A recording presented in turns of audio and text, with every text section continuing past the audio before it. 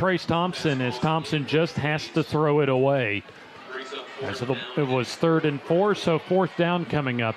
And Southside getting the stop they desperately needed, but time's starting to run out as we're just underway in the 4th quarter, and Southside down by 3 scores. Well, that was an excellent play by Thompson right there. Now, he made a fantastic decision. He, outside the pocket, there was nothing there. Rather than throw an interception, take a sack, he just threw it away and punt the football and let that defense come back out and play like they've been playing. Cole Garrett to return the Trace Thompson punt. Garrett lined up at midfield. A solid punt that time by Thompson as the ball muffed, but it looks as if Garrett does indeed get on the football, as Southside will have the football at the 47, their own. That was a major bullet, a dodge that time by Southside as they nearly turned it over on the punt. It should have been turned over. I think the punt team relaxed a little bit right there. As soon as it, I tell them when I was head coach, I tell them give about a 3-yard cushion, and that ball fumble, they need to be on it. Well, one thing that Southside needs to be on, and that's getting some points in a hurry. Absolutely. 3 receivers to the far side. Snap, and this will be looks like the give rather to Teague.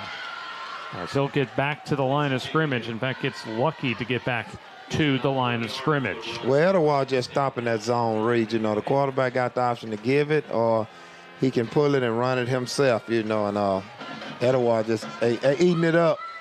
Brent Stringer helping out on the tackle. As we're underway in the 4th quarter, brought to you by Super B Pharmacy, your Health Mart pharmacy. Empty backfield for Neesmith.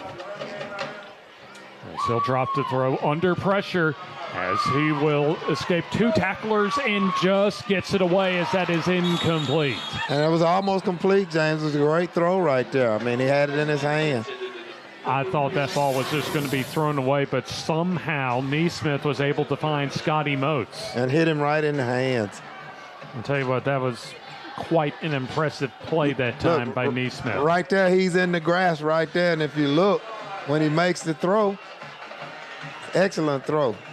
Yeah, that was outstanding. One of the better plays, actually, we've seen from Neesmith tonight. Hits him right in his hands. I mean, that's an excellent throw right there. Here's the 3rd down pass that's short, incomplete. That was intended for Jordan Bryan, as it'll be a 4th down and 9. Not a whole lot of options here in the 4th quarter when you're down 22, Eddie. Absolutely. Etowah's dialing up the pressure. Right here, you want to watch screens and draws right here. You can you put your safeties on the 1st down line, which they're doing. I see Etowah doing it, and then you have your Mike linebacker to watch screens and draws right here. You got empty formation, so you want to spy Neesmith. The Panther Express Car Wash 1st down line at the 45 as pressure coming. Neesmith still on his feet and now throws, has a receiver complete in Etowah territory for Scotty Moats, who makes the grab and goes out of bounds at the 34-yard line. Another great throw right here. They had him. He should have been sacked right there. Got him right there. He should have been sacked, and he gets a great throw and a great catch right there. Southside does a great job on the scramble drill. The receivers, once the quarterback get in trouble, they know what to do. Duncan applying the pressure for Etowah, but the 1st down officially to the 32-yard line on a gain of 22. Shotgun snap and the bubble screen pass to Moats complete as he'll get taken down by Josh Graham inside the 30 at the 29-yard line. Our 4th quarter brought to you by Super B Pharmacy, first opened in 1971. Super B Health Mart Pharmacy is proud to be a 3rd-generation pharmacy that has served our community for over 50 years. Gain of a couple for Moats on the bubble screen pass, so 2nd down and 8. 3 down linemen for Etowah. This will be the RPO pass to Moats as he'll tightrope the sideline and gets leveled out of bounds at the 26-yard line. Looked as if Caleb Freeman was the one that laid the lick on Scotty Moats for about another 3 yards. So it'll be a 3rd down and about 5 coming up. So Southside could definitely use that Panther Express Car Wash 1st down as they need 22 points to tie up this ball game. Well, I think they're going to go for it either way. You're in no man's land right here. You too far to kick a field goal and too close to punt. Reeves in motion, and we have a flag from the umpire in the middle of the field. Snap. Snap infraction on the offense. 5-yard penalty.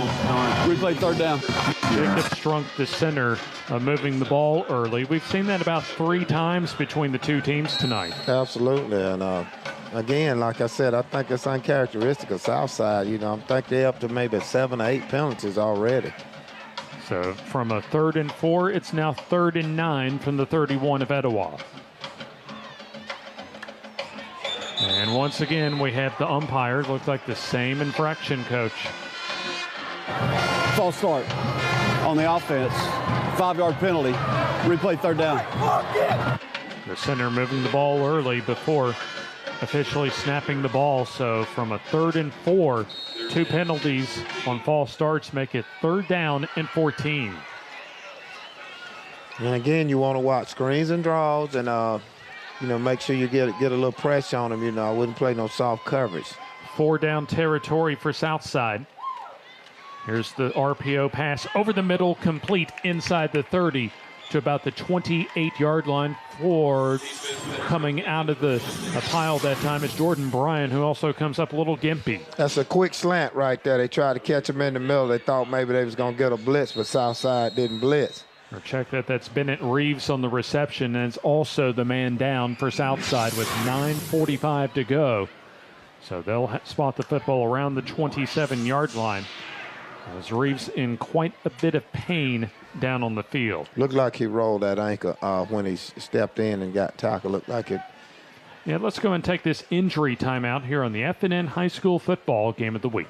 Northeast Orthopedics and Sports Medicine Clinic with Drs. Dalpin, Ryan, Kelly, Shaw, Wilson, and Blackstock is pleased to offer 5 locations to serve the Northeast Alabama area. NEO features on-site physical therapy at their South 4th Street Gadsden, Highway 77 Rainbow City, Highway 431 Boaz, and Fort Payne locations. NEO's Football Injury Clinic runs every Saturday morning at 7:30 a.m. through high school football season at Northeast Orthopedics 4th Street location in Gadsden, keeping you in motion at Gadsden, Rainbow City, Boaz, Setter, and Fort Payne across from Walmart.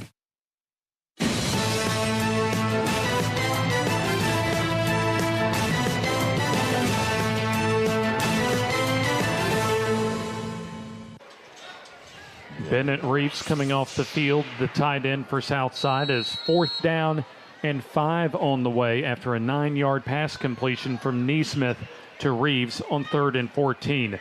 Super B Pharmacy, your Health Mart pharmacy, presenting our 4th quarter. And I want to remind you that cold and flu season, well, not only is coming, it's practically here, folks. So be sure to stock up at Super B Pharmacy for your seasonal supplies. Here's the slant pass complete, as it'll be a 1st down and a touchdown for Southside's Jordan Bryan. So a 27-yard touchdown pass, the 2nd of the night for Southside's Gage Neesmith, as Bryan also catching his 2nd touchdown tonight. Well, they ran a quick slant, and then they ran a guy in behind him right there. So yeah, perfectly executed slant pass that time, as Jordan Bryan goes in untouched from 27 yards out. So pass receptions of 27 and 59 yards for Bryan from Gage Neesmith. So Southside going for 2. 2 receivers to each side as the play clock down to 6. Man coming in motion for Southside. That's Bryan, as he'll receive the swing pass, and now the throw to the end zone is high, as they had something working, as McMichael, the intended receiver. 2-point conversion, no good. We'll take the timeout here on the FNN High School Football Game of the Week as we're in the 4th quarter.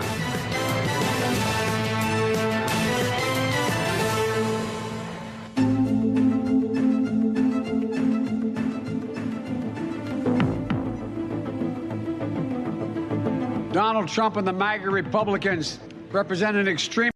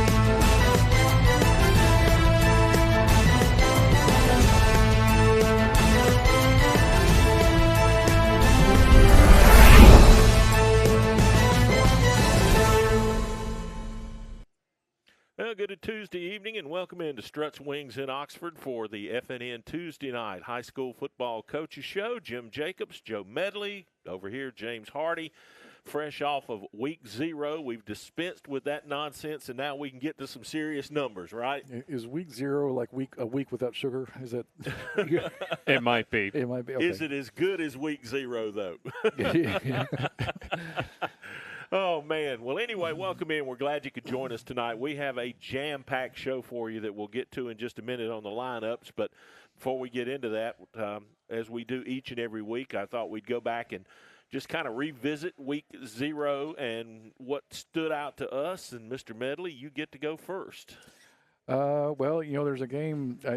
I'm going to start with week 1 and get back to week 0 here. There's a game coming up this week on the hill, Welborn and Ohatchee, that I think is going to be a pretty good game, mainly because of what I saw out of those two teams last week. Yeah. I was really impressed with Ohatchee. They're in a much different place than they were this time last year, mainly because they had so many injuries last year. And Welborn, to me, they look good against Anniston. They did better than expected against them. They were knotted, at 16 apiece at the half? 16 apiece at the half, and scored again in the second half to make it a close game again, to make J Money score one more touchdown to get Anniston over the top. You saw Ohatchee, of course, with us on Thursday night against Sachs, and obviously Ohatchee looked good, but as much as Ohatchee looked good, Sachs looked really disjointed. And that's to be expected, especially with a first-year coaching regime coming in. I could see, though, even in their loss on Thursday, that there's some potential as far as impact players on their team. Mixon's quick, isn't he? Oh yeah. I think Sachs could be one of those teams that they may be a real different team at the end of the year than they are at this time of the year. It's funny you mentioned that, because Joe and I were talking before the show about a couple of teams we think that are actually playing to November, and we are probably going to see one of those this Friday night when we head up to the Field of Champions. Piedmont lost a lot of people. Lost probably one of the best football players we'll ever see in our lifetime in this area. Lost their head coach, who's took them to everything that they've done lately that was worth doing. Lost the defensive coordinator. Yes, they hired a great guy, Joe, but in Jonathan Miller, but he's got to have time to get this thing to where it needs to be from his perspective. Yeah, welcome, Jonathan Miller. Find 9 new starters on offense, and really 12 if you count Jack Hayes. and find 6 new starters on defense. And, oh, by the way, Piedmont has lots of expectations. Yeah. No, there's no question. Saturday mornings in Piedmont could be tough the next couple of Saturdays. I'll just tell you that now, because Friday night they're going up against a juggernaut. I mean, Cherokee County's just bad. Well, when you look at what Cherokee County did last Friday to Alexandria, I mean, it shows me that Cherokee County means business as far as trying to duplicate their state championship game run from a season ago. And Joe, obviously you don't see them a lot, and that's not a part of really your area you work, but they're just really solid. I mean, they ground and pound, and, Kelley will run the same play 6 times until somebody stops it. I mean, it's Cornejo this way, Cornejo that way. Oh, here's Tay Diamond, and apparently they've settled on a quarterback that can throw the football when they need to, and that was a dynamic that hurt them last year. Now, interestingly enough, Kate Hopper that we had actually about this time of the year last year was a difference against Piedmont. But you're absolutely right, Jim, as far as the big picture of the season, that as far as a genuine threat at quarterback to throw the ball, they really didn't have that, and probably cost them against Andalusia in the championship game. So I'm really interested to see what they have at the quarterback situation, and can he be a difference maker, especially if they can once again make a deep run in November. Biggest question mark for them right now, Joe, definitely at the quarterback slot. The thing that I picked up on about Cherokee County just from the coverage of the game last week was a quote that I read from Todd Ginn, the Alexandria coach, that in the first half they couldn't even make them pass. that tells you how good they are up front and just being able to impose their will, and that's something. We were talking about Coach Kelley and what he's done up there before the show started, James, and if you had to put it in a single word, it's just physical. Jim, when we went up there 2 years ago, my first trip with FNN up to Cherokee County, I remember during the week of game prep, talking with Coach Kelley on my coach's visit, and one of the things I remember from that visit was how developing their strength and conditioning program was a big priority for him when he came in. And I imagine I'll be asking him again just to follow up as far as how that's going. But he mentioned last year just how much stronger his team has gotten, how the strength and conditioning has really been a help to the program. And I can even remember as far as their semifinal round win against Aniana that we were there for, just really how much they just kind of pushed around Aniana as far as getting to Auburn in late November last year. And that's what's so interesting to me about the championship game is that kind of got turned around and done to them down at Auburn, and that really surprised me. Oh, absolutely. And, I mean, we all know how Andalusia got there as far as a couple of games prior, the breaks they needed and took advantage of. But, yeah, you're right. I think it was probably a learning experience for Cherokee County as far as getting to that stage again and learning what it takes to be able to not only get to that stage but to win on that stage. So it's going to be an interesting showcase season for Cherokee County to see how much they can handle being in the spotlight and having the championship type level expectations coming off of a big season last year. And that was kind of Andalusia's thing last year, was they were big and able to wear on people. Yeah. And I think that showed up in the Anniston game too. No, absolutely. I mean, at the end, nobody could tackle them. I mean, they were out of gas, and Andalusia was still churning. All right, what stuck out to you this past week? You saw a couple of games from the booth. Well, I mean, one, always this time of the year is just to get our schedule going and get in the rhythm of things as far as our FNN schedule. But Ohatchee's physicality, just how well they played. And even as far as the first drive of the season, that we saw a 9-minute opening drive and being able to score a touchdown. Like Joe mentioned, this is a vastly improved Ohatchee team, at least just from what we saw in their first game of the season. So I think if their offensive and defensive lines can maintain that physical level along the line of scrimmage on a consistent basis, I think they could be a factor in their region this year. Yeah, I think they're going to have to win a game or two. Maybe they're not going to be picked in, but I think they're contenders. The thing that impressed me about Ohatchee Thursday night was the skill. And how multiple they are on offense compared to what they've been in recent years. They can pass. Isn't it funny how what happened last year could wind up being a blessing in disguise because of all those kids that got playing time last year?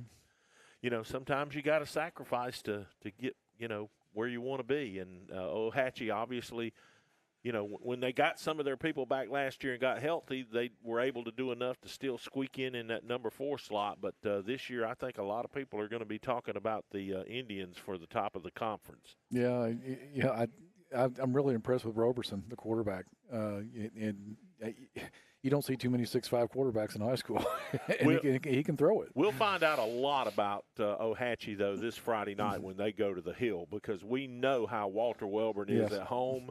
And we know how physical they are. I mean, that's just the way Jeff Smith coaches them up. And it's going to be interesting to see how Ohatchee responds to that and which one of those two teams, and there's not a lot of love lost there either. We might as well throw that out there.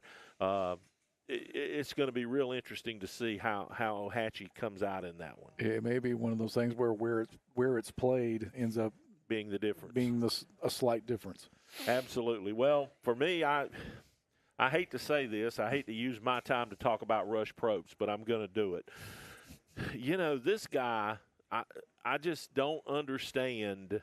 Well, yeah, I do understand, because I know how bad sometimes a lot of people with a lot of money want to win football games. And obviously there's a lot of folks over in Pell City who thought this guy, is the answer. Did Pell City look better against Moody Friday night? No question. No question that Rush Probst has made a difference.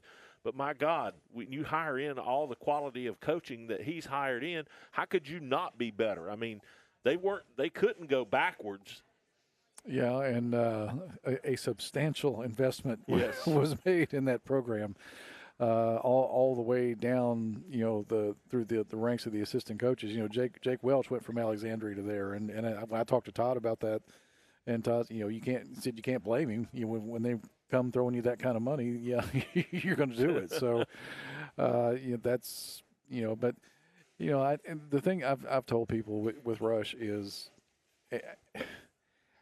I wish him, all the success in the world, and nothing but success. If the success could come without the controversy that comes later, that'd be a great marker, a great way for him to end his career. Well, the old saying is you can't change a zebra's stripes, but you would think with what this guy has been through, that he'd at least try to tone it down just a little bit. But you just said it, a zebra doesn't change its stripes. You know what you're going to get, both on and off the field. And I don't have as much problem with the headset thing as a lot of other people do. I mean, I kind of agree with what he said. He's mine, and I'll discipline him, Right. I mean, I live that every day, I mean, I have a son, and sometimes I have to do the same things, and I'm not always happy about it. But, it's just – this guy needs to lose some of his magnetism toward controversy. And I think things, the good things that he's doing over there would come more to the forefront instead of this other nonsense. Maybe. But on that, Jake put the slide up of who's going to be on this show. Joe's already put a period on Rush this week. Let's talk about who's here with us tonight. We've got a darn good one for you. Jacob Kelley, of course, from Cherokee County, the head coach. Jacob Cornejo and Tay Diamond will be here. We've also got Coach Rico Jackson from Anniston. J. Money Lewis will be here along with Jaden Dobbins.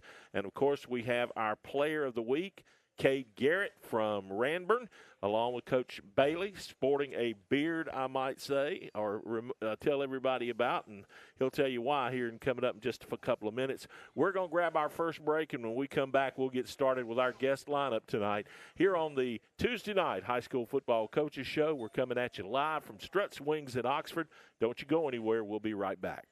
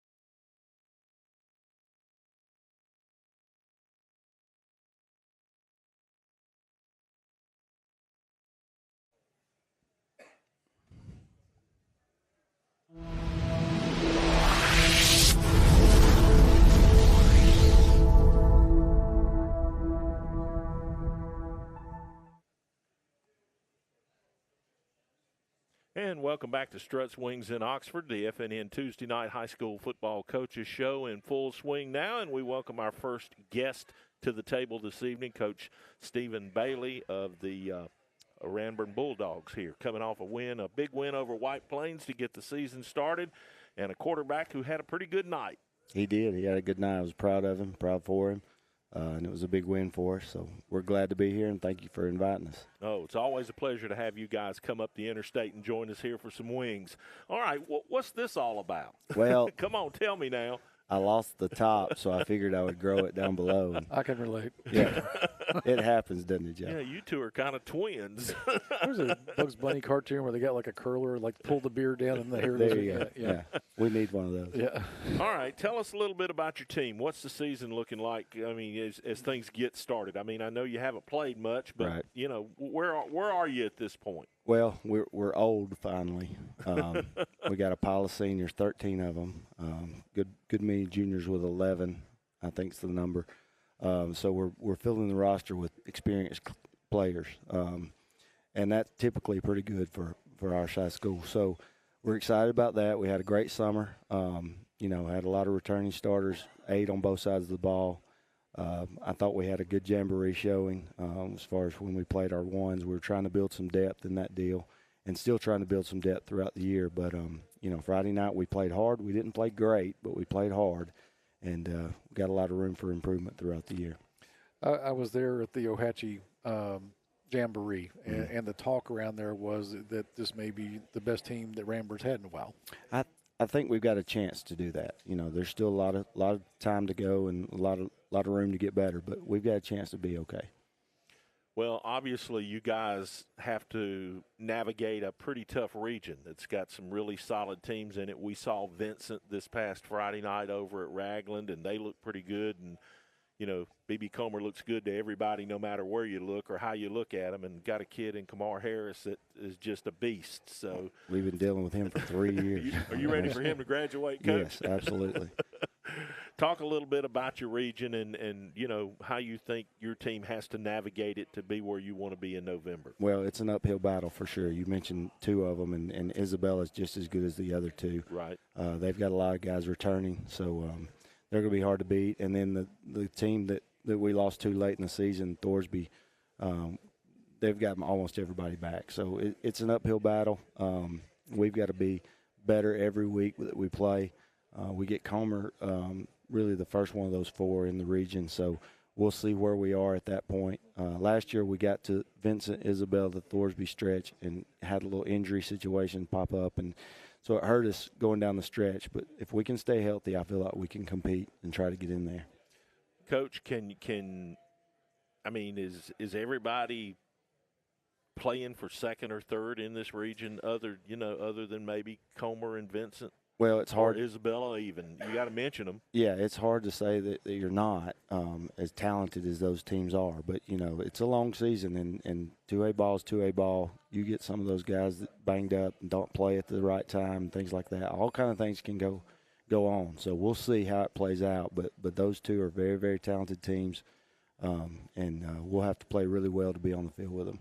What does Kaide bring to the table, and how has he developed for this year? Well, last year it was the first time he started. We had a guy transfer out, so he had to take that job over. This is really the first time I've had a quarterback start 2 years in a row in a long time. And you can tell the experience played out through the first week. And then really he had to improve on his throwing game all summer long because we could run the football last year. We just could not throw it. And he knew it. And he went to work. As soon as we got finished, we had a big-time spring as far as he and I working together, and he put in the time, and you can really tell the difference. I think he was 10 of 16 Friday night, and we had 2 drops, 2 that I thought were pass interference that didn't get called.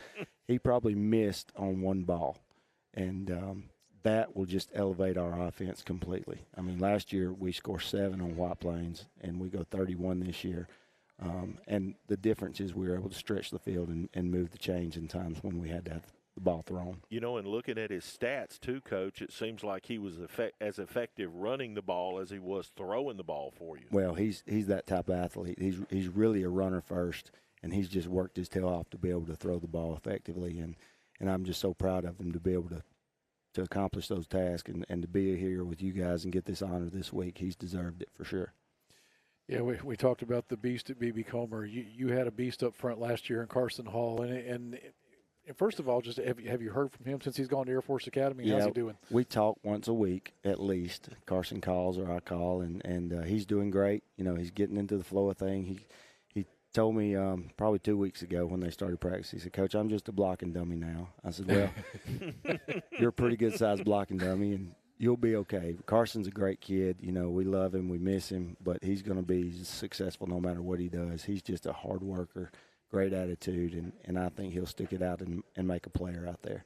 What is there that presence up front, or is it just broadly up front? Are you all strong this year? Well, we returned 3 out of the 5 starters, but we also returned a kid who played on the defensive line as a starter last year, who took snaps on the offensive line, but didn't start because we didn't have to have him. They've gotten stronger. They've gotten quicker. They've worked really hard. I feel like we're better up front on the offensive side right now at this point than we were last year at this point.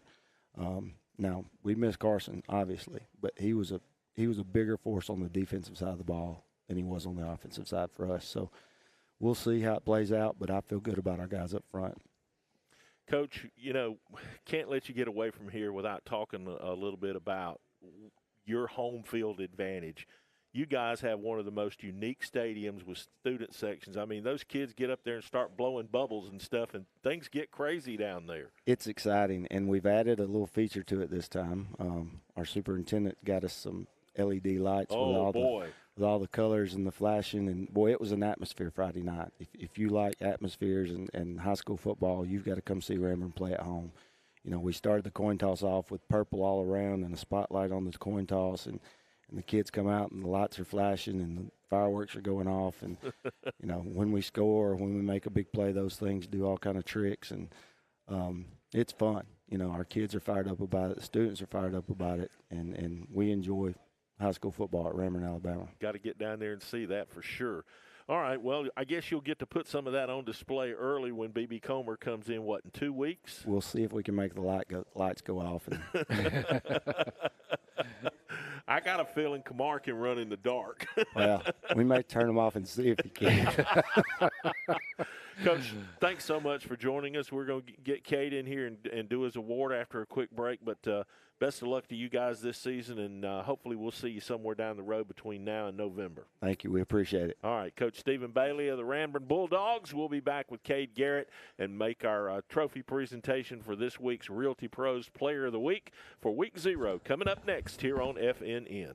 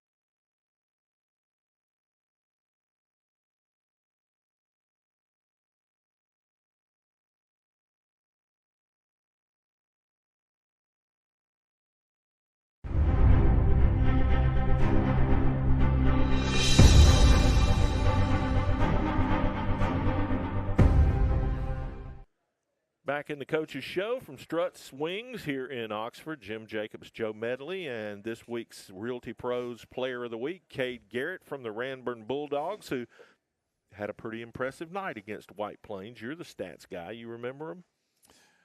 No, but they were impressive. I do remember that. Yes, he had a very nice night running the ball and throwing the ball. So that's what earned him this award we're going to put in his hands here in just a minute. But glad you could join us. Thank you for having me.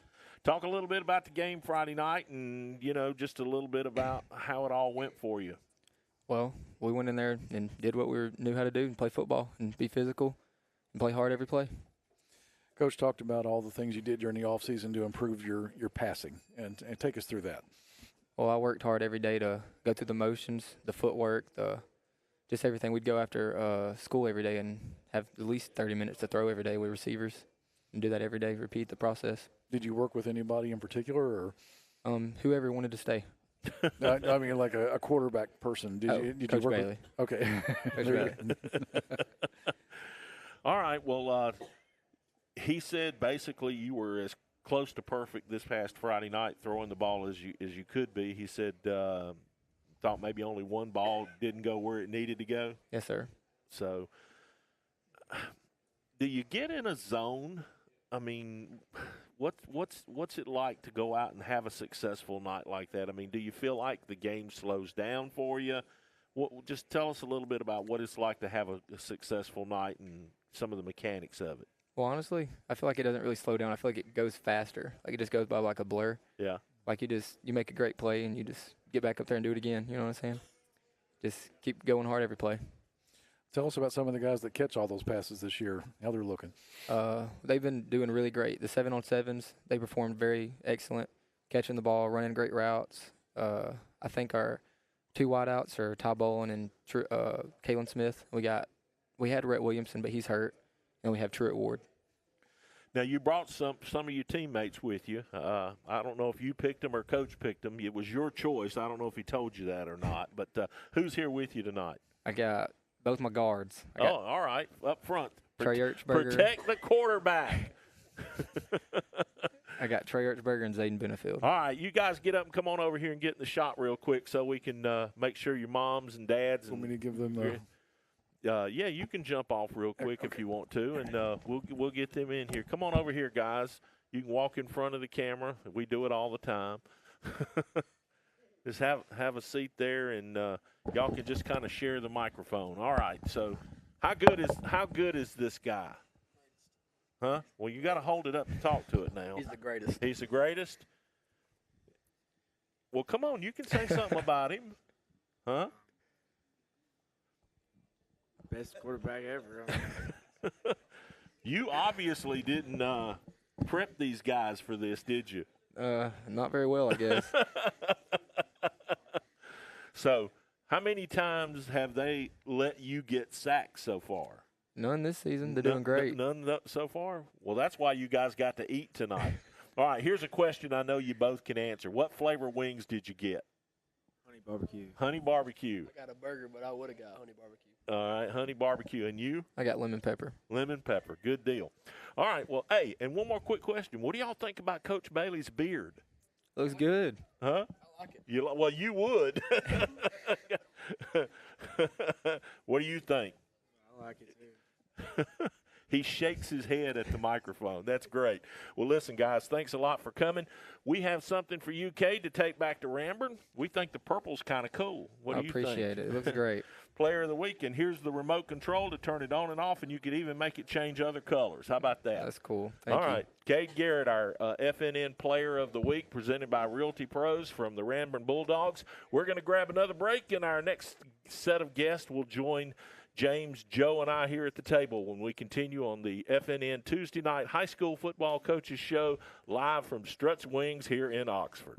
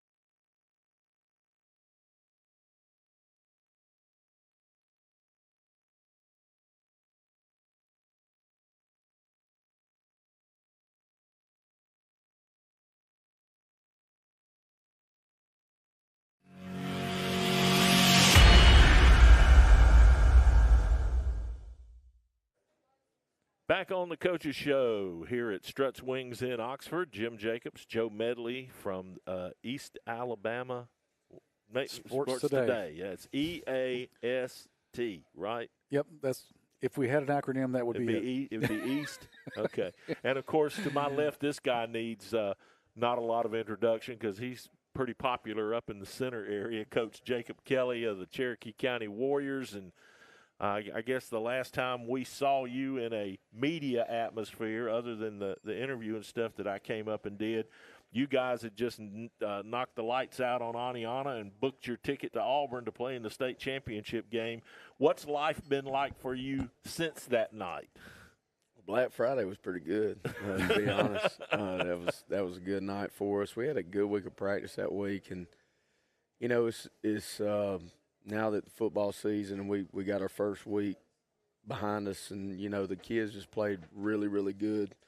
So it just kind of reiterates and says what we're doing as a program. We're heading in the right direction. It's all about us and doing our job on a daily basis and doing things that kind of made a successful season last year, but at the same time, now that all that's behind us and all the talk has been talked and, you know, all the polls, this and all that and everything based off of last year's team, now here we are this year, and who are you and what are you? And so going out and playing a pretty clean first game and fixing a lot of things that we didn't do well in the scrimmage game, you know, it's just good to kind of see them bounce back, play better, you know, in a meaningful game. And obviously you throw in the special teams in there with it. But I was happy to come out of there, you know, and now we kind of celebrated that, and it's on to the next one.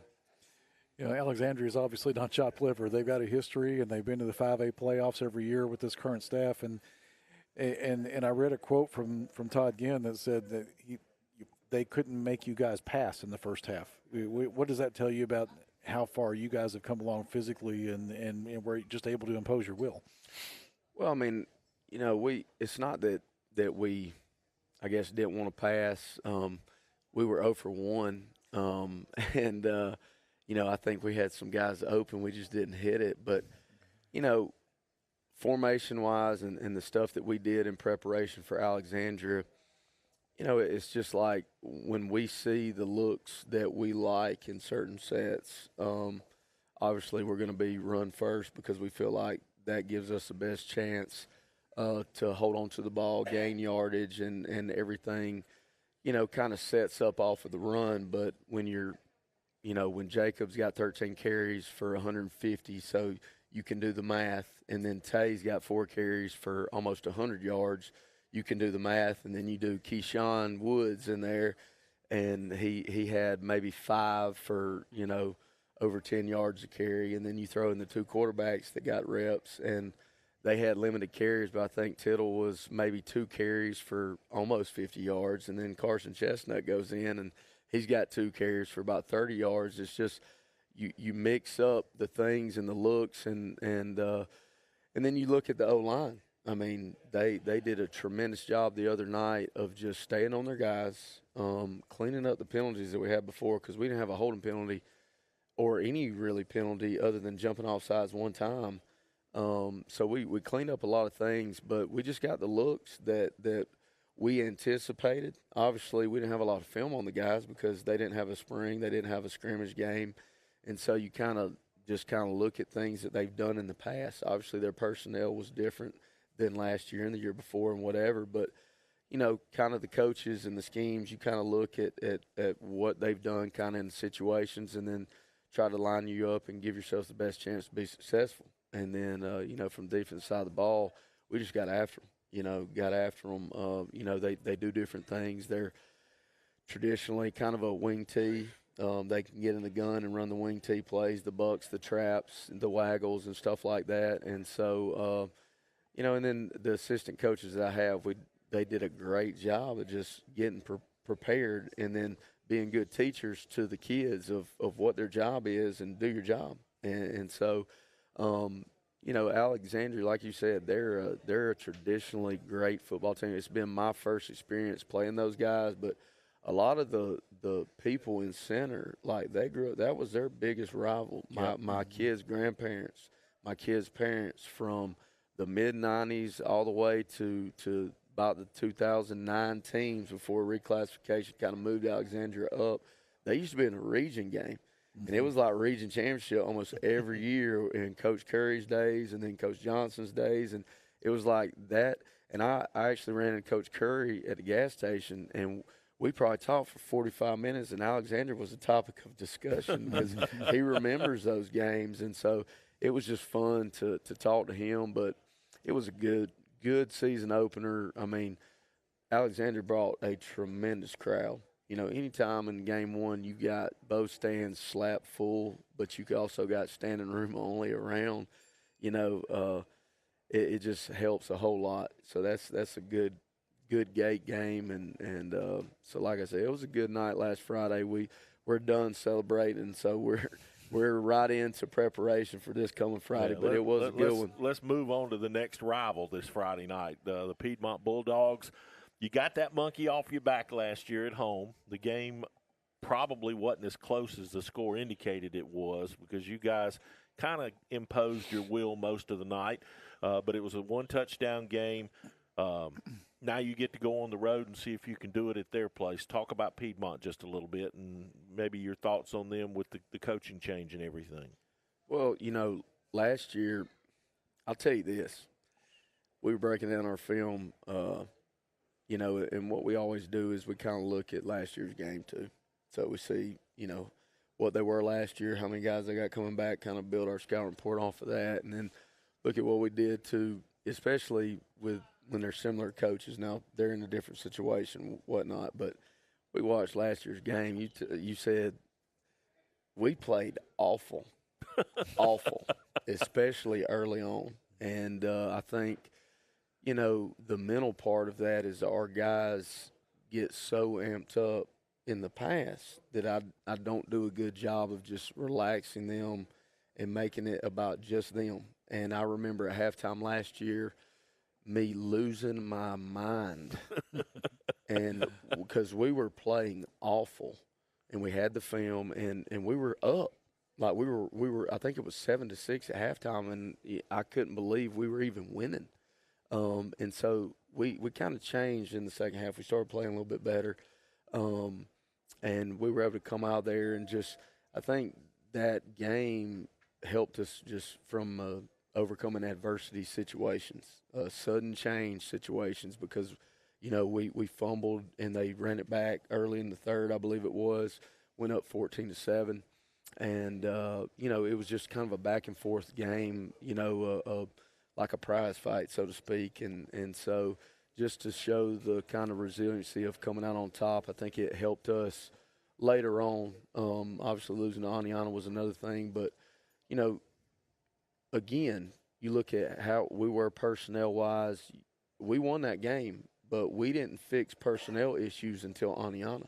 And so a lot of times, and I've said it before, we got a whole lot better in the loss to Aniana because a lot of times winning, it doesn't fix it. It gets kind of shoved under the rug. And so I know after the Aniana loss, we made a lot of personnel correction. I think it made us a better team. But looking at those guys now, I mean, Piedmont's still Piedmont. They got great players. They're hard-nosed. They're going to get after you. You know, scheme-wise, they're doing some different things, you know, but personnel changes as far as players kind of dictates that. Yeah. You know, 7 was so special, and Jack was he was just the ultimate competitor and leader. And, you know, what they did and all that over the years kind of played into their advantage with how they could control the clock and kind of make you play the game how they want you to play it. And so they were so good at that. And, you know, it'll be interesting to see if there is any difference once we get into a real game, not necessarily because, you know, we trade scrimmages. So we've got that to prepare on them for. But they've got tremendous good receivers. Quarterback can throw it all over the yard. Their front 7 is as good as anybody you're going to see. 3A, 4A, 5A. I mean, it doesn't matter. Those guys are really good ball players. And, you know, like I think those guys are hungry.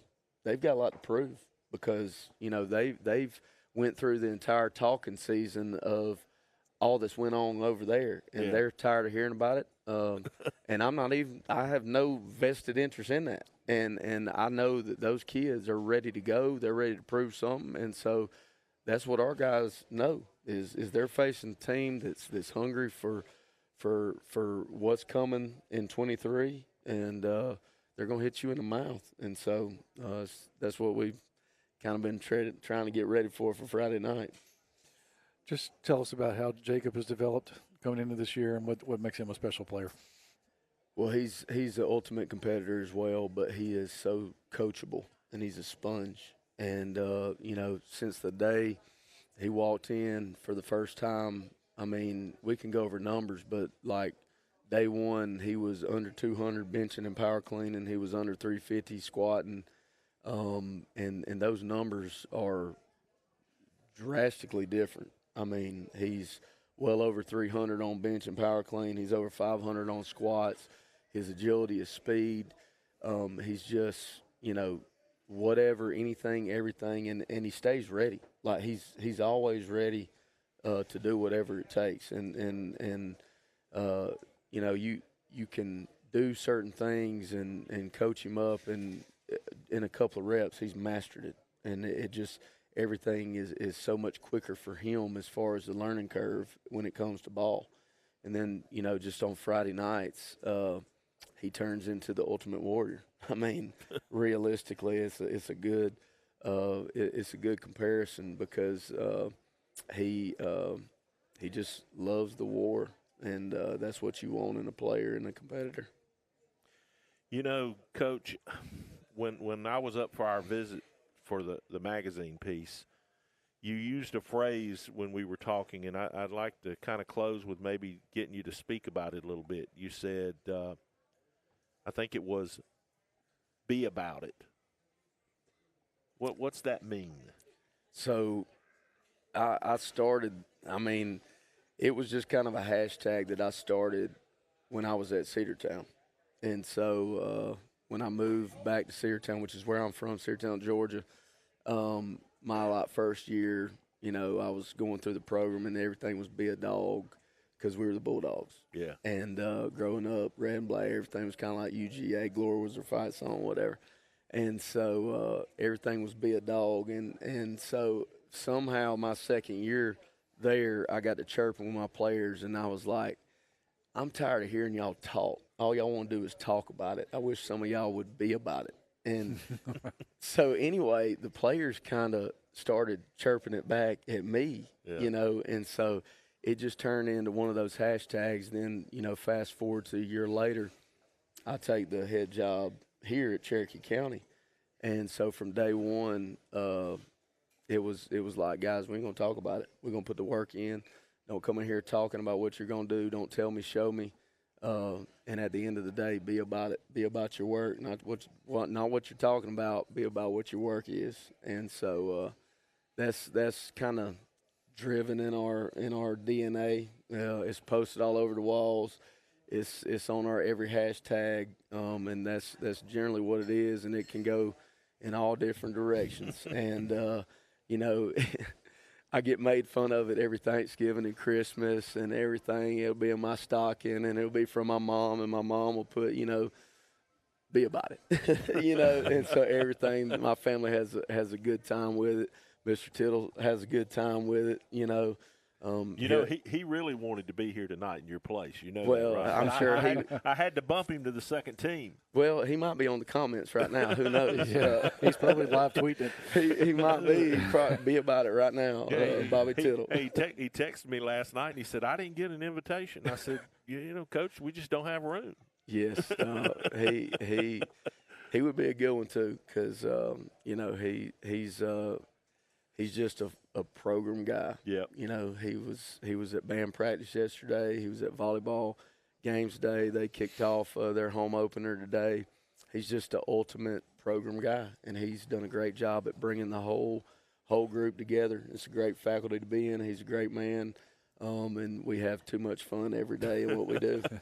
Speaking of Tittle, we feel like we saw the beginning of Carson when he was at Ohatchee here in Calhoun County, and what's he developed into now? Well, first off, the weight room. When he first came in, he was under, 6 foot. I don't know what he weighed, but he probably weighed about 150-something pounds. Had a little muscle tone, but maybe like your average teenage muscle tone looking. And he's just worked extremely hard in the weight room. Ours is a little different than some other stuff. So some of the lifts he had to kind of learn form-wise, other stuff, squat form, bench form, stuff like that, and then the intensity and stuff. So he comes in and goes to work. Their offense and our offense is a little bit different, and there's similarities there. And football is football, and stuff that they do, we do as well. But just the overall as a quarterback and what he can do, he kind of had to learn the new offense. He had a great JV season, did really good things, was a good runner, but he surprised everybody how good of a thrower he was. And to the point where at the end of the season, we're in the playoffs and we're playing teams like Randolph and West Morgan and Aniana a little bit. And so anyway, he's a scout quarterback, and he is slicing us up, throwing it all over the yard. And I remember we were at Auburn indoor getting ready for state title game, and he throws a wheel route in their indoor. And I was like, it was a dime, and hung one on the first team defense. And I was like, Tittle, get over here. Like, we got a state championship tomorrow, and I don't need you slicing the defense up. Like, could you not make us look bad? But, I mean, he's got great vision. He's extremely smart. And he's like a coach on the field. And at the end of the day, he knows the expectations of that position. And so he's done a really good job of the things that we call. He can manage that. And it's not too big for him. He's so even keel. Nothing gets him rattled. He's not high. He's too low. He's an actions over word type guy. And, he's done a great job. Let's close with this, Coach. Last year, people like us thought you could be great. This year, you're expected to be great. What's the difference in playing under those two expectations? Well, first of all, don't listen to any of y'all. I mean, and y'all is a broad term, but, they're saying it at the gas station too, though, Coach. Outside noise can affect what you do on a daily basis on preparation, as far as the weight room goes, and then what you have to do to be prepared to play a football game. It's taking care of your body, not only from Monday to Friday, getting hydrated up, but after the game Friday to Monday morning, you got to make the right decisions. And that's something that I feel like we did a pretty good job in the playoffs because, you've all heard that situations in the past, and I've been at other places and this and that, and you get in deep runs in the playoffs and maybe the championship, maybe semifinal game, and all of a sudden somebody screws up and does something stupid or they – made a mistake, and then that was kind of the downfall of what was going on. Our guys did a great job, and I'll tell you this, our parents did a great job of buying in to helping me out on that stuff because there's things that I can't do as a coach, but you can do as a parent. And I feel like they did a good job of monitoring and helping with all that stuff so that we get max potential out of what we can be. And so having the guys buy into that every day, every week, and just, listening to their coaches and then buying in fully, like not just half in, but whatever we need to do, unselfish, every day to be the best team we can be. And we can, that's every day, every Friday, but we're going to take them one at a time because where you're sitting, you can't overlook anybody because you're going to get everybody's A-plus game. Everybody now has you circled. Everybody's gunning for you, and you've got to be ready for everything, and you can't have any off nights. There is no off nights anymore with the expectations and all the stuff that's out there. You got to be ready for everything every Friday night, but it starts every day of practice. we were back on our first week max cycle, and so we've hit it really hard in the weight room Monday and Tuesday, and so anyway, it should be good, but for us to reach the max potential, we just got to stay consistent. Well, the next Friday for you is this Friday at Piedmont, and we will be there to see it in the FNN Game of the Week, and look forward to watching you two rivals, you two Highway 9 foes go at it and see how it turns out. Looking forward to it. Coach Jacob Kelley, the Cherokee County Warriors, brought a couple of Warriors with him, and we're going to get to them next here on the Tuesday night High School Football Coaches Show.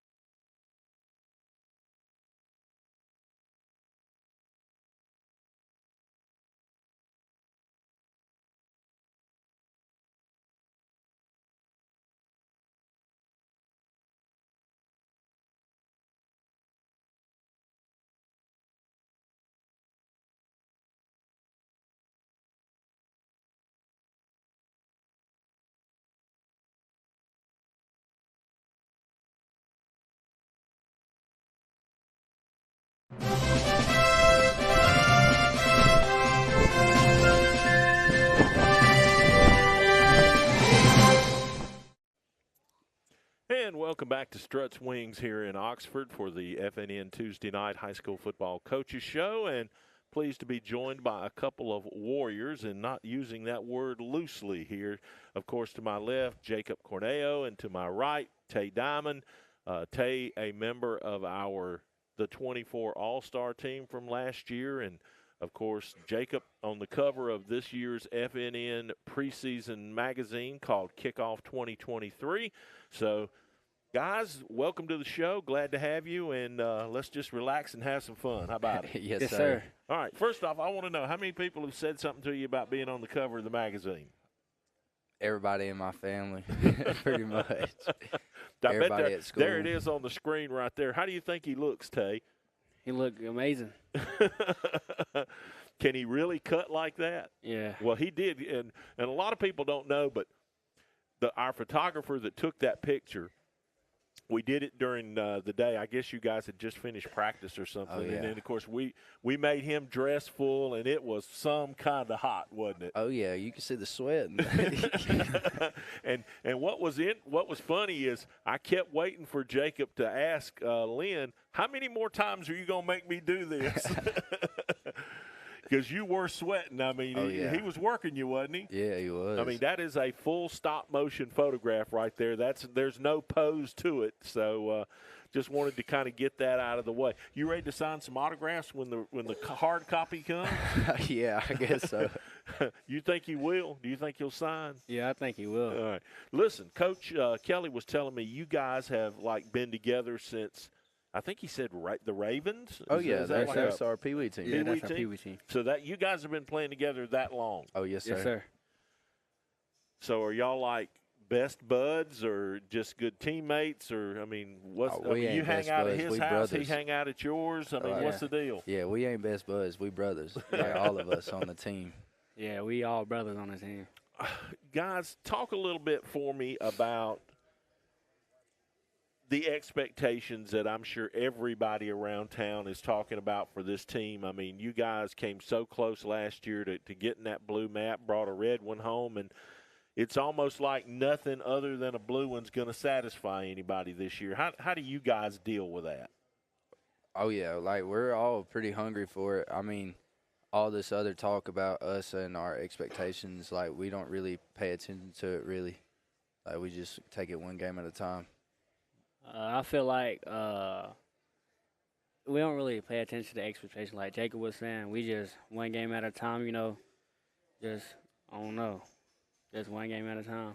How much fun is it to play in games like the one that's coming up this Friday night where you guys get to go against a real rival like Piedmont? I mean, they've had so much success over the last, 10, 15 years under Coach Smith, and now they've had the change. Quarterback's gone, and Jack Hayes, who, was all everything all over.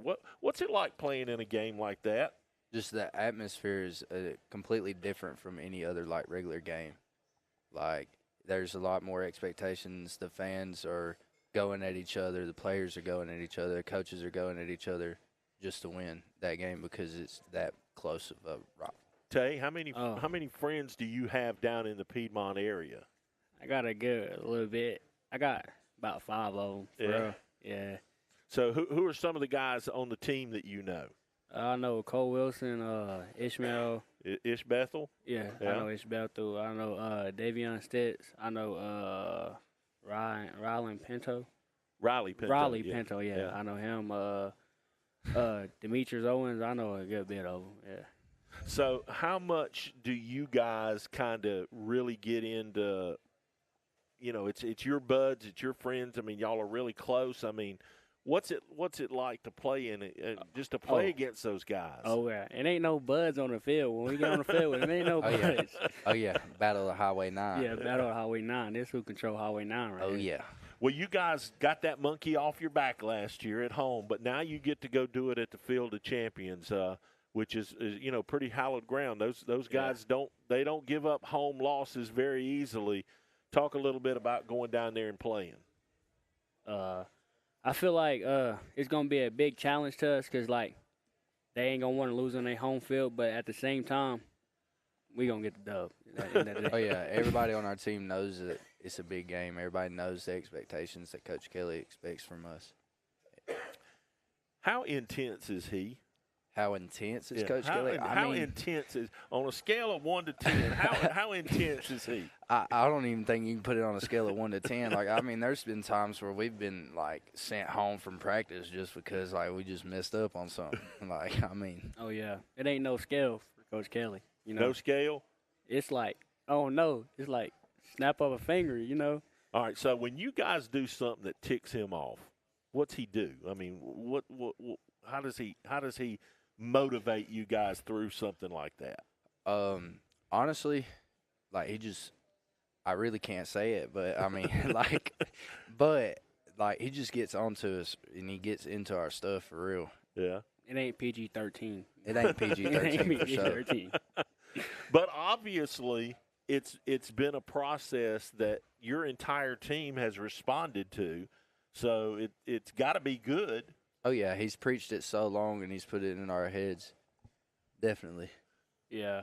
I mean, after, he calmed down, he talk about it with us, tell us how we can fix, and just Oh yeah, like he's old Coach Kelley. You know? He's like one of those like straight to the conclusion type dudes. Like he won't take a second to think about it.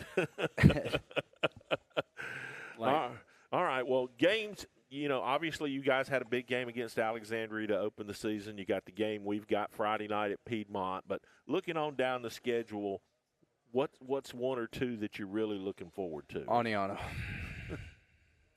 Aniana, for sure. Well, you get them at home just like you had in the playoffs, and that's obviously a big region game. Why Aniana?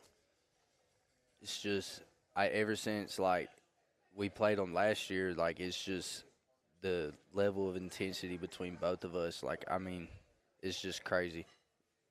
I feel like I got two. Fort Payne is the worst for me. Like I just feel like we didn't play our best game because we weren't really focused on them. But, like, this year, it's going to be a shutout for sure against Fort Payne. All right. Well, listen, guys, one more question for both of you. I mean, you guys are both in the backfield some. Yes, sir. So do you compete against one another? How do you compete against one another? Oh, yeah. Well, it's not just me and Tay. It's Keyshawn Woods, too. He's our 10th grader or whatever. But we have this little thing that we do. It's like whoever scores, like, or whatever, like whoever don't have more touchdowns than the other has to buy the other one's breakfast. Wow. The next Friday. Yeah. So who's the cheapest of the two? I mean, if you got to buy breakfast, where are you going? Where are you taking them? Usually it's just like, Chicken McGriddle. I mean. All right. Where are you taking them when you lose? Oh, sausage biscuit from McDonald's. You guys have the same idea. Oh, yeah. Well, listen, I want to thank you both for coming down and being with us this evening. You're two great guys. You're two great football players, and you're playing on one heck of a football team. And we look forward to seeing you in the camera lenses on Friday night up at Piedmont. Sir. Yes, sir. Thank you for having us. Thank you for having us. Jacob Cornejo and Tay Diamond from the Cherokee County Warriors. We'll see them in uniform. 21 here, 9 here. And that'll be this Friday night up at the Field of Champions in the FNN Game of the Week. We'll be right back with more as we continue right here from Struts Wings in Oxford on FNN.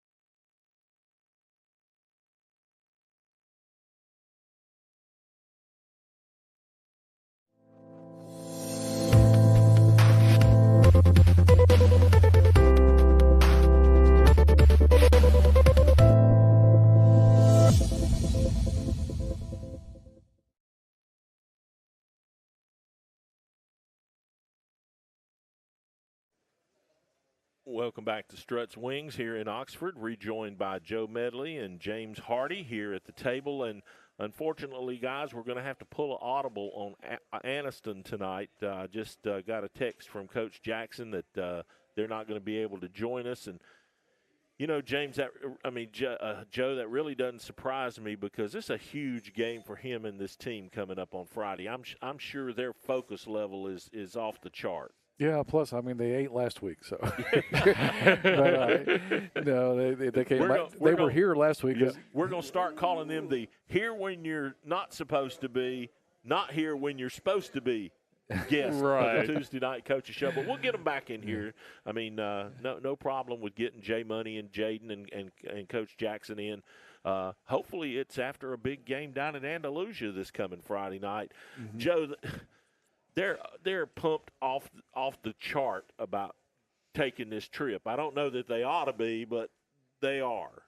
Yeah, and it obviously has a lot to do with the way that game ended last year in the quarterfinals.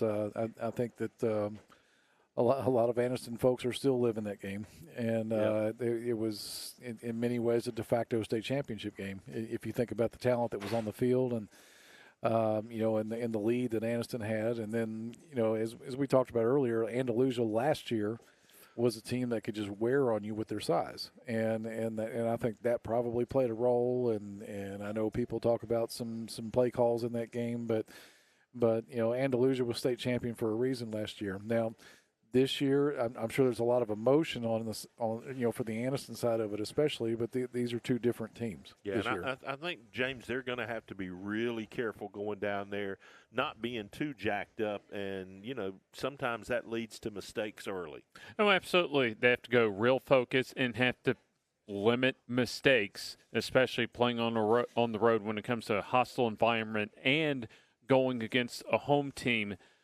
In this case, Andalusia, that's a very well coached, very disciplined team that has great players themselves. So really, it's a type of game for Anniston that you want to get out and get off to a good start early.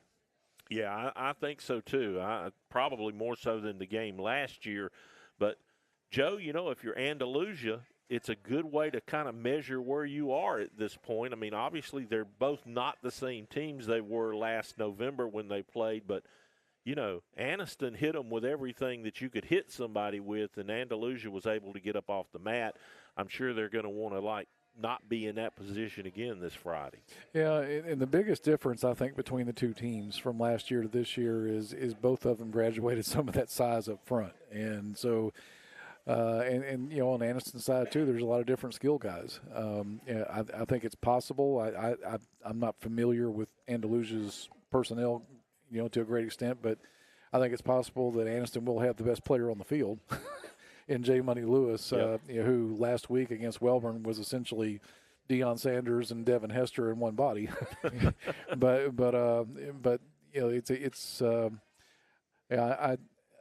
I think this game means a lot to Anniston, and it's just a question of where they are at this point in this season, because it is a different team from last year. Let's do some what ifs real quick.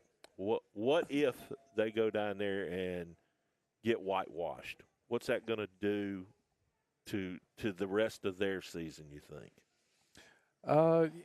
It could have a positive impact. It's not a region game. It doesn't mean anything, right? Really. It just kind of tells them where they're at, and look, it's not like the cupboard's bare. They've got some new elements in this year, and it's going to take. They didn't have a jamboree game. They didn't have any of that stuff, and I think maybe that showed a little bit last Friday night. But they've got to develop some things around Jayden Lewis, and right now it looked to me last Friday night like it's just not in that stage of development. There might be another team playing for November, like we were talking about earlier. Well, I wouldn't want to face them in November, I can tell you that. Another team I think we need to talk about out of that region is Handley.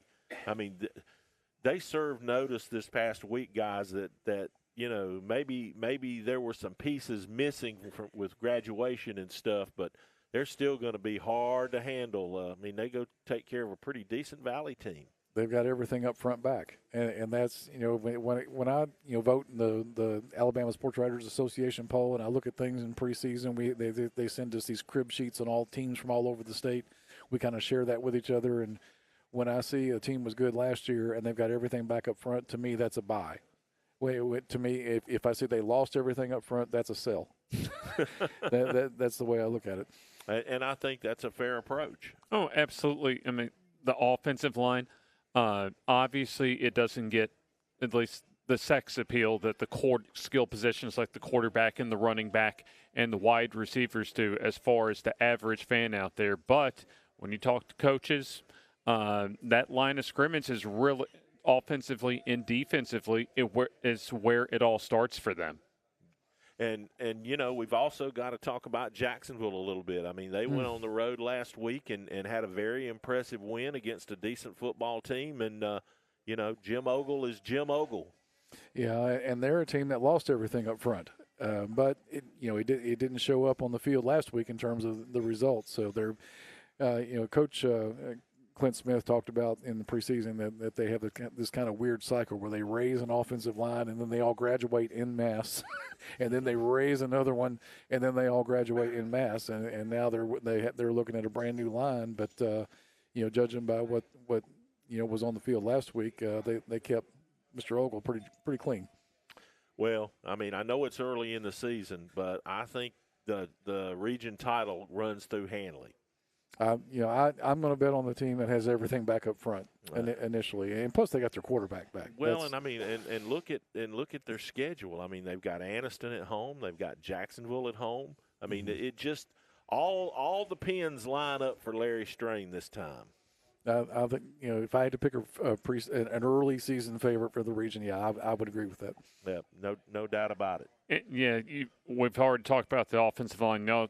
Just talked about as far as the scheduling. When you can have Jacksonville and Anniston at home, as far as your big region games, really makes a difference as far as putting yourself in position to get that top spot in your region.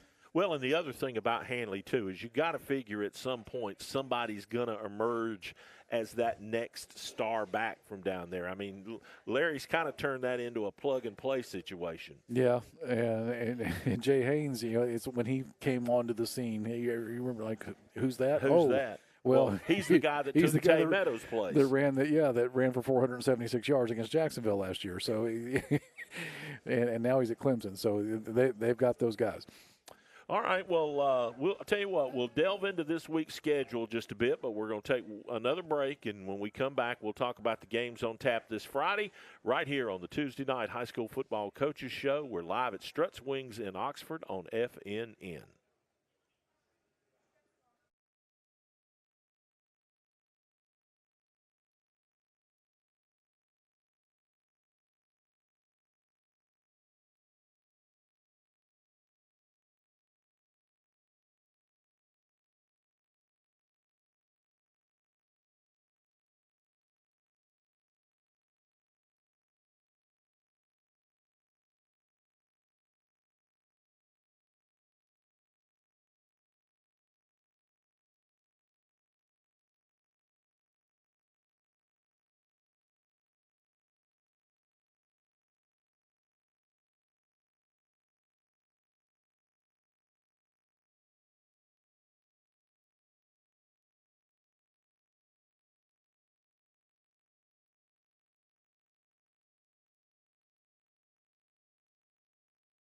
And strongly support the arts. If you're considering expanding or starting a new business, take a look at Calhoun County. You'll be glad you did. Family owned and operated for over 50 years, Miller Funeral Home is committed to providing families with the finest services for their loved ones, including our newest service, Aquamation. Aquamation is a gentle, respectful, and eco-friendly alternative to flame cremation. Miller Funeral Home is the only facility in the state of Alabama that offers the Aquamation service. Call us or visit our website today to learn more about how we can serve you and your loved ones.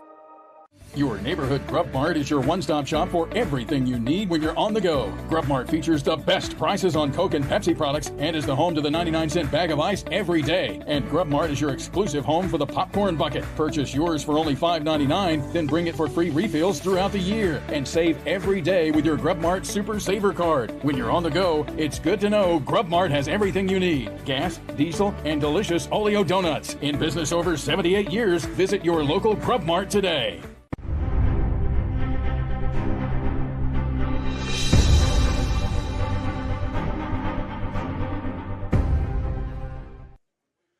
Back at Struts Wings here in Oxford, Tuesday night, high school football coaches show on the Friday Night Network. Jim Jacobs, James Hardy, and, of course, Joe Medley.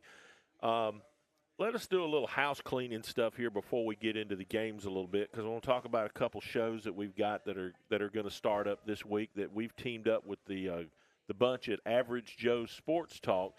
They're doing a show called The Road to the Blue Map that they do each and every week. In fact, when it's live, it's basically on about the same time we are now. But we've made an arrangement where we're going to run that show on Thursday evenings as kind of a lead-in to Friday. And the Average Joes, they talk about teams from all over the state, and they've got reporters all over the state, and they do a really good job with Caleb Brooks there, Bo Starkey, Reggie Davis, and the rest of the Joes. And we're proud to add them to FNN's network on Thursday night.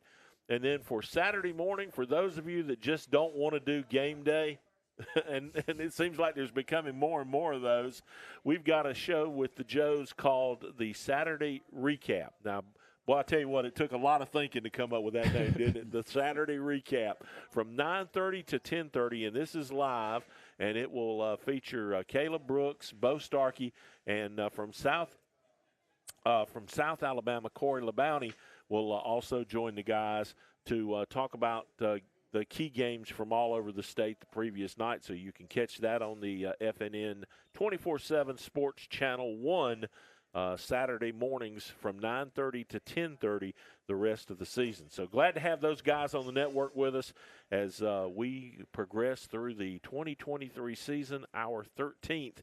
We're kind of a bunch of old maids around here. Yeah, you were just talking about the Joes. I'm like, I need to check my phone and see if I missed a call. And, of course, we need to plug our buddy here to my right as well, because he is no longer Newspaper Joe. He's Website Joe with East Alabama Sports Today. Stepped into that over the off season. When I guess it was back around county tournament January basketball 15th. time. Yeah, and took over that responsibility, and you didn't know you had so much to do, did you? You know, the thing about it is you're a one-man shop, and there's a lot to cover around here, and our coverage universe just got bigger because for the first time in the history of the website, JSU is credentialing our website. So as I'm integrating JSU into the universe of things that we've already built a brand around. And, I mean, you guys don't just do high school football. I mean, you cover, if it's a sport in our area, you're on it. We sure try. I mean, everything from golf to volleyball to, you know, I invited Joe the other day to an event we had at the house for all of our team members, and he couldn't come because he had to go cover a golf tournament or something. The county championship. You know, that's, you know, Al Muskowitz, who started the website and shepherded it up to my taking it over. You know, he built a brand around county golf, the local county golf scene, and really did a great job with it. But, I mean, you know, this is not just another website, folks. I mean, you have tons of viewers. Yes. That was your cue to give us a number, but you don't have to. I know it's a lot. You know, I'm so busy trying to do the things that keep the viewers coming that sometimes I don't look at the stats enough. All right. Well, with all that said and all the promo stuff out of the way, let's go ahead and talk about the games coming up this week, and we'll start with ours up at the Field of Champions. It's Cherokee County, number 2 in Class 4A in the state, and I think deservingly so, against number 2 Piedmont in 3A, and I'm not sure they belong that high up the chart, but we're going to find out Friday night. We'll see. You know, where a team belongs is also has something to do with the other teams that lost or graduated things, and you never know. But yeah, you know, it's going to be a big test for Piedmont. It was so much that they had to replace from last year, and it being this early in the season. Yeah, I mean, I really think, you know, for all of you avid Piedmont fans out there, this is going to be a process throughout the season to get ready to make that run in November. And I'd never bet against them come November. Same here. And let's not forget that when Cherokee County beats Piedmont, both teams go to the Super 7. That's historic. That was 2009, and that was last year. Last year as well. And it's amazing how when you look at the numbers on them from last year, they're so dadgum similar. I mean, Cherokee County finishes 12-3. Piedmont finishes 12-3. They both finish runner-up in the state championship. I mean, identically looking programs will face off, and there you see it on the screen this Friday night up at the Field of Champions. And Jonathan Miller, that's going to be his debut, his regular season debut as Piedmont's coach, and I think he's going to do a really good job up there. I look forward to seeing what it looks like down the road as he adds to his 100 career wins. You know, Jonathan to me is kind of hard to put a thumb on. I mean, he's nothing like Steve was. So how does he fit in that culture up there that's been established over the years? I mean, how does he put his soft-spoken ways into place and make it work for him? By winning and showing organization. Yeah. I mean, that's, Steve, and this is an undertold story as far as, what Steve did up at Piedmont. The athletics director work he took that as seriously as the football coaching. And he was over that program and large and in charge. And that's the thing that Jonathan, I think, is most having to adjust to right now, is because he didn't have those responsibilities at Sachs. So he's having to bring that on and kind of be over the whole athletics department in a way that he never had to do before. But Jonathan's he's a smart guy. He'll figure it out. Give me a quick key to the game Friday. I think for Piedmont, getting the crowd involved, and I think the team that wins the line of scrimmage and also that has the most big plays in their offense, I think is going to win the ball game. Yeah, for me, it's Piedmont can't get behind early. I don't think this is a team in Cherokee County you can easily come back on. I think Piedmont needs to score first. If they could get, like a 10-point lead or something like that early in the game, I think things go a lot better for them. Cherokee's offensive line against that front seven of Piedmont that he talked about. Yep, absolutely. And Coach Kelley obviously knows, what Piedmont brings to the table. And you will not see a football team anywhere in our part of Alabama that believes they are entitled to win more than the Piedmont Bulldogs. And they've earned that right. It's not just talk. Yeah, and even though they lost a lot of kids that had that here, yep, had that program, the kids that are back had all that programming too. Yeah, absolutely. So, look for it to be an interesting ball game Friday night. All right, what else is on the radar? We talked about Ohatchee and Welborn just a little bit. Oxford's at home against Huntsville. Is that anything other than a Mason Mims show? I think it's and I picked it as an Oxford win. I think I really like Oxford's skill set this year. They're very intriguing. They got a lot of targets to throw to. In the jamboree against Fort Payne, it was Jaden Lewis and Kamari that transferred from Lincoln last week. It was Nick Richardson all night long. It's kind of pick your poison. All right, what else is on your list there? I'll be at Alexandria at Jacksonville. I'm eager to see that group of Jacksonville skill that we were talking about earlier. I'm interested to see how Alexandria comes back from that bloody nose they got this past Friday night. I mean, they're going to be hungry. That is not something that happens to a coached team very often, and probably not twice. I look for them to be better than they were last week. I still think Jacksonville's the better team. Yeah, I think so too. All right, what else? What's next? We talked about Anniston and Andalusia. I think a really good game for teams out down south of here, Central Clay at Benjamin Russell. I saw Benjamin Russell in the FCA 7-on-7 here, and they've got college-looking kids playing their skill positions. Are you surprised, Joe, that not a lot of people are talking a lot about Clay Central yet? Well, they lost the running back from last year that really carried them. Yeah, Terry Heflin. But Danny's got something coming up. Danny builds a program, not just a team. So exactly. They are a team that perpetually plays for November, right? When they won their state championships, they didn't win their region. Yep.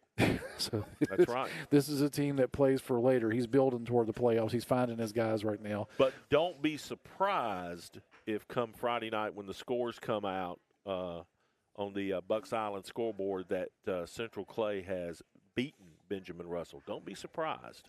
Maybe. A 7-on-7 is a 7-on-7. I was really impressed with what I saw in Maroon that day. Uh-oh. All right. Yeah, you turn one of the lights out. We're about to get ready to get dotted out here. All right, next up. Pleasant Valley at Donahoe, Weaver at Glencoe, and St. James O'Hanley. Let's talk about Weaver just a minute, because, boy, they came out on fire Friday night, didn't they? Well, I think they remembered they lost to Donahoe last year. Yeah. and too, I mean, we talked to Coach last week. It's just these guys are kind of buying into him. I think he's kind of become an icon out there already. With the push-ups and the sayings. We were talking about their hashtag. He gave us a hashtag last week, didn't he? Be on that behind. Be on that behind. But I think apparently it worked. But they've got one of the area's best players in Caden Gooden too. So I mean, I think obviously he had a really good night against Donahoe, and they go to Glencoe. They go to Glencoe this Friday, and I think that's a game they can win. I think so too. And if they go 2-0 out at Weaver after the years they've had, they'll be freaking crazy out there. They will. They're already pretty excited about what they have. They might even all just drop down and do push-ups. Ken Kofer is the right medicine for what ailed that place. That and just some players, physically maturing, I think. Well, Weaver's always had athletes, Well, I think they went through a gap there where a lot of their best players graduated at once, and then what came up behind them was really young. Yeah. But St. James at Hanley is another interesting game. The defending 3A champion against Hanley. I think that's going to be St. James has a new coach. Does Hanley win that game? I picked him to win. You picked him to win? Like I said, I buy teams. I think a home game. I think that's a good pick, Joe. I think Hanley's solid. I'm telling you, Hanley is going to be one of those teams that is going to be around a long time come November. And a game that's really intriguing to me is Ohatchee at Welborn. That was when I did my picks this week. That was the toughest pick. I could come up with good arguments for both of them, and I ended up kind of defaulting to the home team. But it wouldn't surprise me to see Ohatchee win that, and in what might be the shortest game all season in terms of elapsed time. Well, we're getting the wrap-up signal. There's the graphics on the screen that tell us it's time to say goodnight. We have had a great show today. Sorry we couldn't get Anniston in, but trust me, they'll be here before the season's over. I can guarantee you that. See you Friday night at Piedmont. See you Friday. And you have a good time up at Jacksonville at that brand-new football stadium. I'll look forward to your insights on the Piedmont Bulldogs next week. All right, buddy. Well, that's going to do it for us. For the folks behind the scenes, too, Jake running the computer, Alonzo Kirby on the cameras and lights. That's going to do it for us tonight at Struts Wings here in Oxford. We will see you Friday night at the Field of Champions. The countdown to kickoff gets us underway at 6:30. Good night, everybody.